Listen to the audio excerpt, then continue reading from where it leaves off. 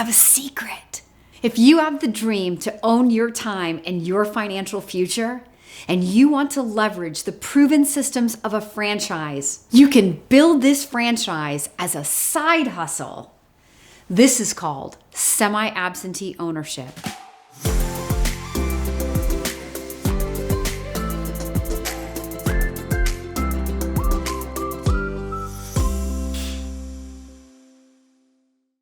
Semi-absentee ownership does not mean absentee, nor does it mean passive. Because a business is a living, breathing, dynamic, ever-changing entity, it needs a leader. It needs you to be there. A franchise can be as full-time or as semi-absentee as an owner wants it to be, provided that the franchisor allows for semi-absentee ownership. But here's the dirty secret to running your business as a side hustle.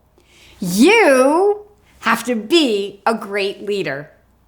There are so many franchise owners out there who got into their business to be a semi-absentee operator who today will validate to you and to me that there's no way they could run their business part-time.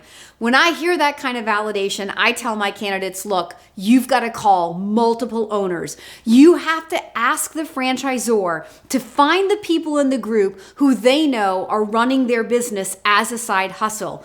It's not apples to apples validation if you talk to just any owner, not knowing whether their intention was to be full-time or semi-absent.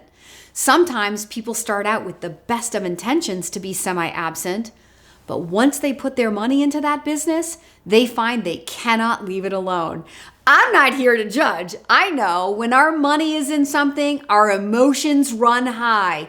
And sometimes it's just hard, no matter how great a leader you are, to leave that investment in the hands of other people. Sometimes it's hard because your W-2 job sucks compared to how much fun it is to be in your own business. So some people who say, I'm going to keep my full-time job while I ramp the business, find that once they go to training, they don't want to go back to their job. Now, I'm not really advocating for that. I say if you invested in a business to be a semi-absentee owner, have the discipline to keep your job for the time frame that you thought you were going to keep it when you said yes to this business.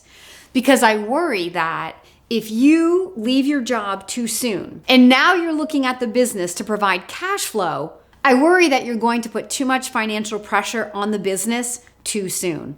So if you take the leap into franchise ownership to be a semi-absentee owner because you have a W-2 job or you're going to keep that W-2 job for 1, 2, or 3 years, do your very best to stay in the W-2 job.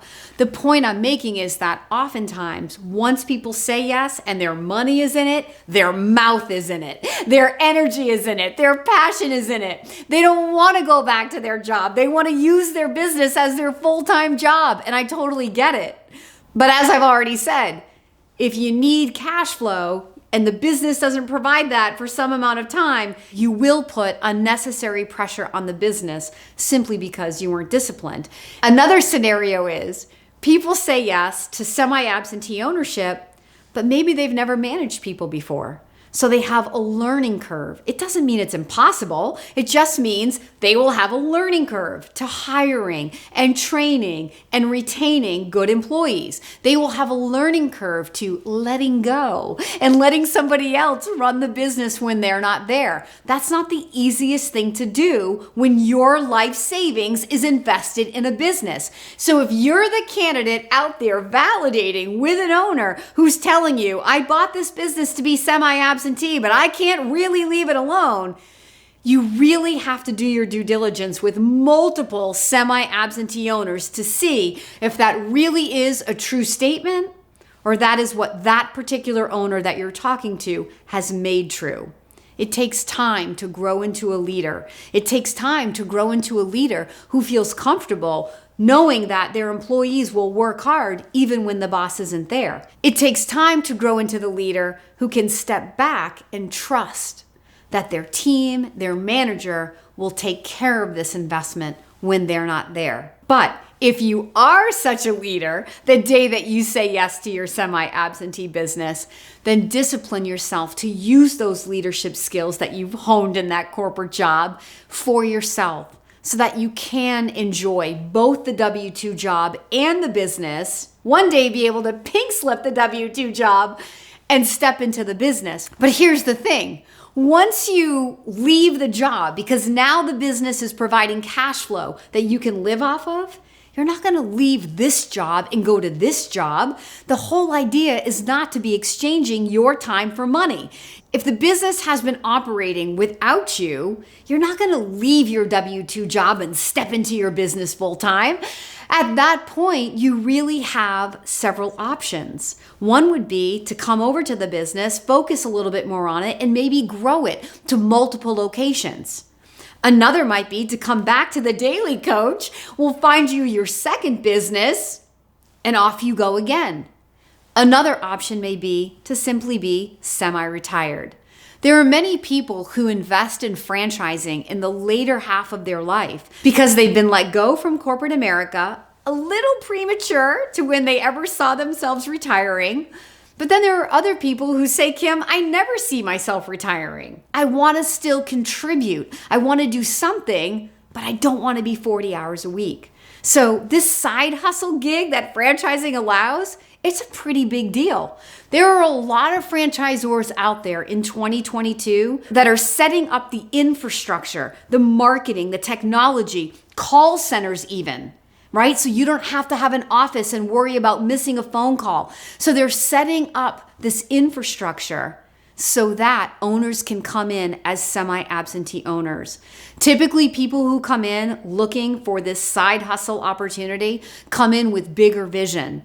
Because no one location needs them every single minute, they're really able to focus on scale. Well, what franchisor out there doesn't want to have franchise owners that have big dreams to grow multiple locations? Every single one does, because they'd much rather have a smaller group of franchise owners who are leveraged across many, many locations, because they know that the wealth is created through the scale. Always in a franchise. And the more locations people have, the more likely people are to be happy. So if you are looking to find your side hustle, whether that be to complement a full-time job or because you are ready to be semi-retired, I would love to be your daily coach. Please email me right now. And if you enjoyed this video and you want to see more just like it, don't forget to like, subscribe, and then ring that notification bell.